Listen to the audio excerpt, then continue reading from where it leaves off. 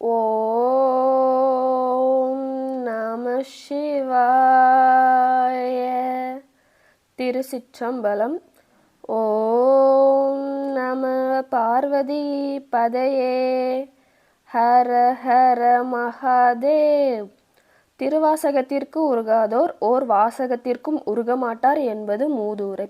அப்படிப்பட்ட திருவாசகத்தின் பாடல் மற்றும் அதோட பொருட்கள் தான் இந்த பதில நம்ம பார்க்க போகிறோம்.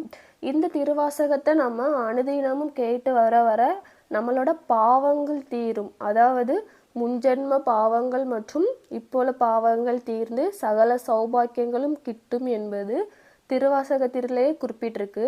வாங்க திருவாசகத்தோட பாடல் மற்றும் அதோட பொருள் பார்ப்போம். திருவாசகம். பாடல் 4.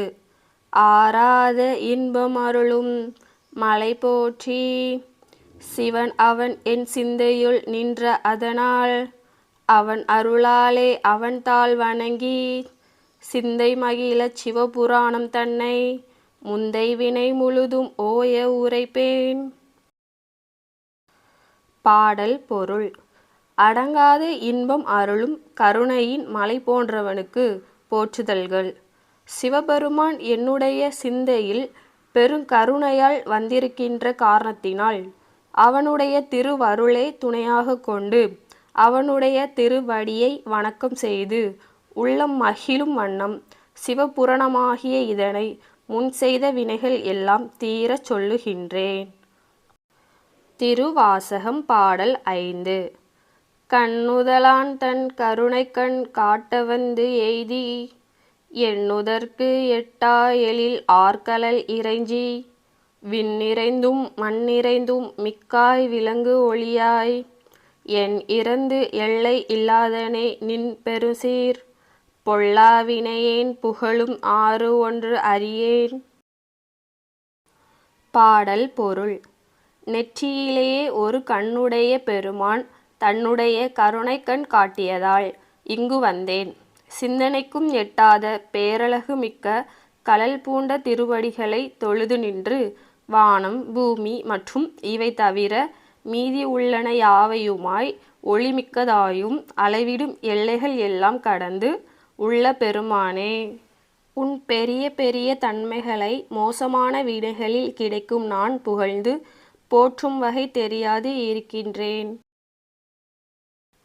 திருவாசகம். பாடல் 6.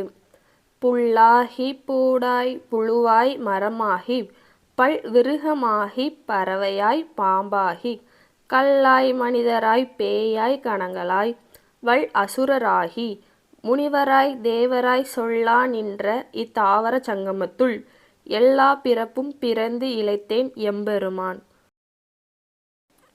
பாடல் பொருள். புல்லாகவும் சிறு செடிகளாகவும் புழுவாகவும் மரமாகவும் பலவகை மிருகங்களாகவும் பறவைகளாகவும் பாம்பாகவும் கல்லில் வாழும் உயிராகவும் மனிதராகவும் உடல் நீங்கிய பேய்களாகவும் பலதரப்பட்ட கணக்கூட்டங்களாகவும் வலிமை மிக்க அசுரர்களாகவும் முனிவர்களாகவும் தேவராகவும் இந்த அசையும் மற்றும் அசையாதவற்றால் ஆன அண்டம் முழுதும் சென்று எல்லா பிறப்பும் பிறந்து கலைந்துவிட்டேன் எம்பெருமானே.